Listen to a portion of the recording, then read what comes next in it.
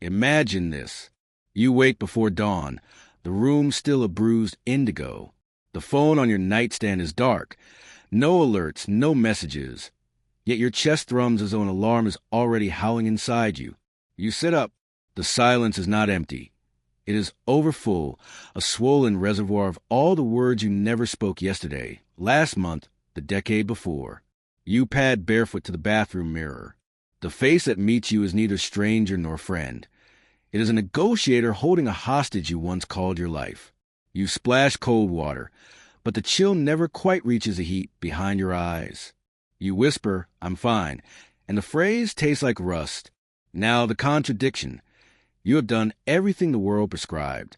Gratitudeless 5 a.m. workouts, therapy copays, green smoothies, career ladders, the quiet discipline of appearing high-functioning. Yet the heaviness remains, an invisible rucksack of lead sewn to your shoulders. So you ask the mirror, no, you demand, if I have followed every map, why do I still feel lost? If depression is a flaw, why does fixing feel like erasing myself? What if the cure is merely a more elegant cage? The questions ricochet off porcelain and tile, multiplying like bats in a cave. Outside, the city begins its mechanical heartbeat. Buses, sirens, espresso steam. While inside, a quieter engine revs. The suspicion that your despair is not a malfunction, but a message written in a language you were never taught to read. Imagine you step onto the balcony. The horizon bruises into rose gold, yet the beauty feels accusatory. Somewhere, someone else is filming the sunrise for social media. #blessed. You wonder whether their lens caught the crack widening inside you. You grip the railing until your knuckles blanch, feeling the cool iron as both anchor and indictment. A final vision. You see yourself from above, a lone figure on a concrete perch, tiny against a yawning sky. In that aerial gaze, the thought arrives unbidden, tender, terrifying. What if this ache is not debris but signal?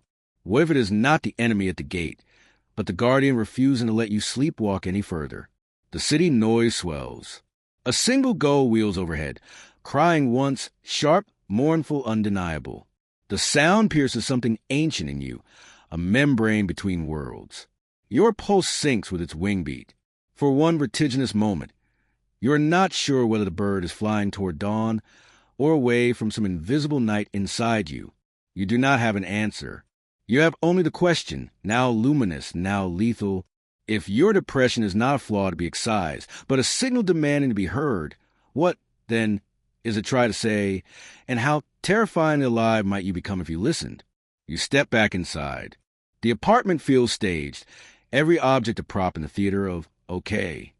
Yet beneath the minimalism lurks a deeper architecture, a blueprint drafted long before you could spell your own name. Carl Jung warned that what we reject does not die. It colonizes the basement of the psyche and knocks louder when we pretend not to hear. Your depression, then, is not an invader but a banished sovereign returned to court, demanding audience.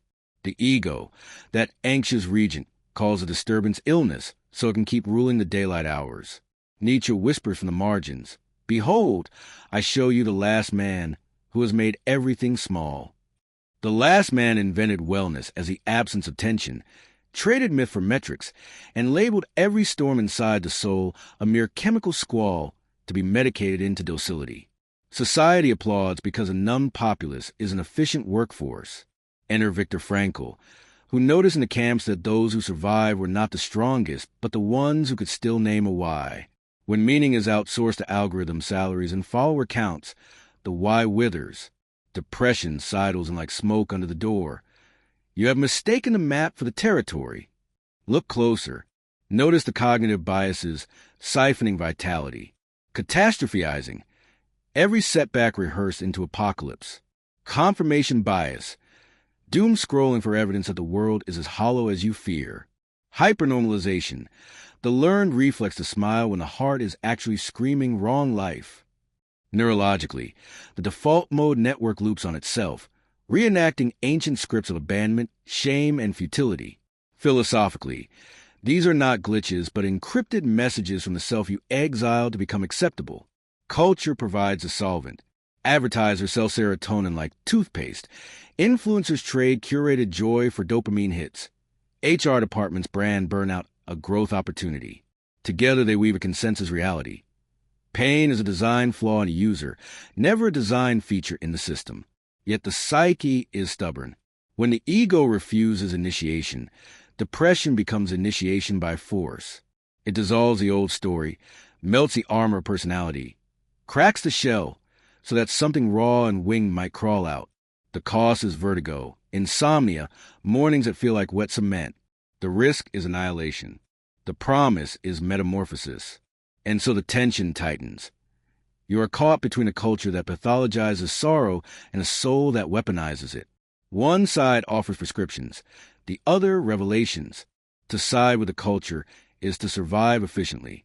To side with the soul is to risk becoming dangerously, gloriously alive. The question is no longer, how do I fix this? But whose voice have I been taught not to trust? Imagine the years you have already surrendered to the pact. You mute the ache, rename it stress, schedule it between meetings. Each swallowed episode does not vanish. It seeps into posture, shoulders rounding as if forever carrying an invisible yoke. Your mirror, once a neutral pane of glass, becomes a tribunal. Every glance a silent audit of how convincingly you wear the mask. Neuroscience calls this limbic leakage.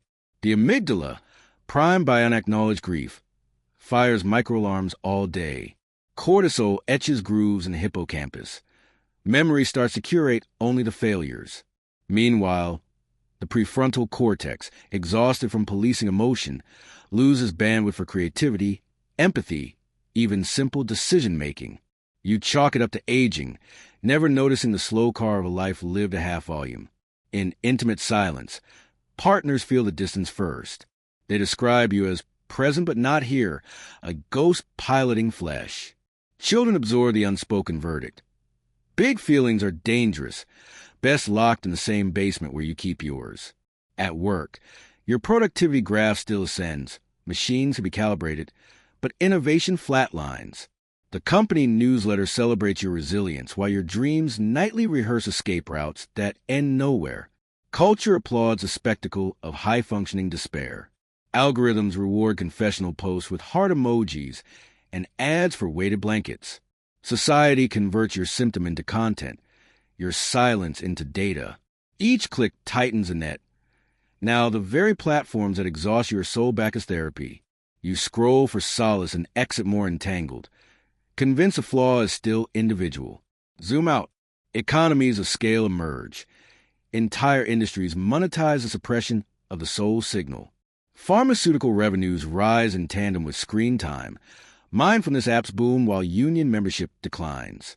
The collective mood darkens, but the diagnostic manuals expand to pathologize the darkness rather than question the light that casts it.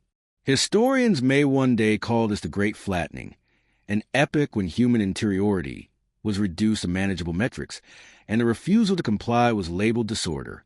Under such a regime, every genuine descent into the underworld becomes a statistical outlier, every Orpheus a candidate for mood stabilizers. And still the signal pulses, Morse code tapped against the skull. Not yet, not yet. Ignore it long enough and the body begins to speak in louder dialects. Autoimmune flares, chronic fatigue, the sudden inability to inhale fully. The soul, denied metaphor, resorts to biology. You stand on a commuter platform, fluorescent lights humming like a prophecy. The crowd moves with synchronized resignation. In that moment, you sense the full cost. Not just your own dimming, but an entire constellation of muted stars, each person holding an envelope marked urgent that no one taught them how to open. The air shimmers with deferred revolt. The next train arrives, doors sighing apart like iron lips about to speak. You hesitate on the yellow threshold, feeling the weight of every unseen consequence pressing at your back, whispering. The longer you wait, the louder the fall will be. Listen, the moment you step back from the yellow threshold, the platform's fluorescent hum drops a semitone, as if the entire station just exhaled. You do not board. Instead, you turn. One simple rotation that feels like wrenching the planet off its orbit toward the exit no one advertises. Rule 1. Stop calling it depression and start calling it intelligence. A radical renaming is the first act of insurrection. Intelligence implies message, implies agency. When the symptom becomes informant, the power asymmetry flips. You are no longer patient. You are envoy. Travel lighter. Withdraw for 1 week from every input that claims to know you better than you know yourself. Algorithmic feeds, opinion polls, well-meaning podcasts promising 5 hacks to beat the blues. Each abstention is a brick removed from the cell wall. Expect withdrawal tremors, boredom, phantom notifications, existential FOMO. These are not relapse. They are detox. Find a notebook with actual paper. At the top of page 1, write, "What my refusal is protecting." Do not answer with sentences. Answer with fragments, smells, childhood colors. Let the unconscious slip its handwriting past the censor. When the page is full, read it aloud in a voice you have never used in conference rooms. The timbre will scare you. That is the sound of exile returning home. Next, renegotiate time. The clock you inherited slices life into saleable units. Replace it with kairos, soul time. Set one absurd appointment each day. 3:17 p.m. Stare at a crack in the wall until it becomes a canyon. 7:03 a.m. Listen to rain on a metal roof, even if you must stream it. These rituals are not leisure. They are reconnaissance missions into forbidden kingdom of the real. Seek one witness, not a fixer. Someone who can hear your raw data without prescribing varnish. Jung called this the temenos, a sacred circle where the unspeakable is spoken and therefore transformed. If no human feels safe yet, begin with a tree. Speak aloud to an oak until your voice stops trembling.